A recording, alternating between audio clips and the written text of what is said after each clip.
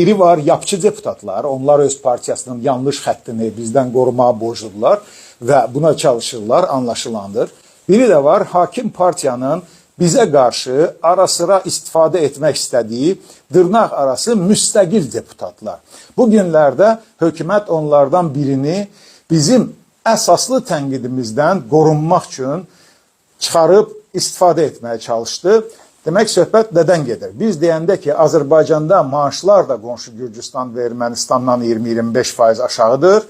Əhalinin banklarda pulu da qonşulardakindən 3 dəfə azdır. Hökumətin acığına gəlir. Yap, özü dinə bilmir buna qarşı. Və bu müstəqilin dili ilə deyir ki, yox, Ermənistanın və Gürcüstanın sən demə sosial müdafiə xərcləri bizdəkindən göyə 4 dəfə azdır.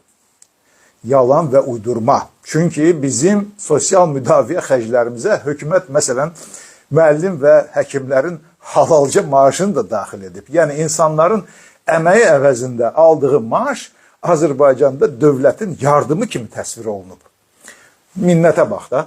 Qonşularda təbii ki bu xərclər, bu cür xərclər ayrıdır. Ona görə də həmin bu dırnaqarası müstəqil deputat malı mala qatıb Azərbaycanı üstün göstərmək istəyirdi.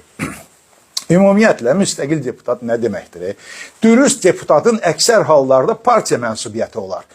Avropanın 45 ölkəsində müstəqillər parlamentin 2%-ni təşkil edir ortalama. Yəni, marjinal, kiçicik bir qrupdular. Azərbaycanda 35%-siniz, 2% ara, 35% ara. Hamınız da yapın qulluğunda. Kimi aladırsınız? Bu rəqəm, bu 35% özü özlüyündə bir ifşa rəqəmidir. Müstəqil deyib özünüzü hamıdan düzgün adam göstərə bilməyəcəksiniz. Yapın yalanlarını müstəqilik adı ilə xalqa sata bilməyəcəksiniz. Respublikaçı Alternativ Partiyası olaraq doğru fikri bu ölkədə biz söyləyirik, biz müdafiə edirik.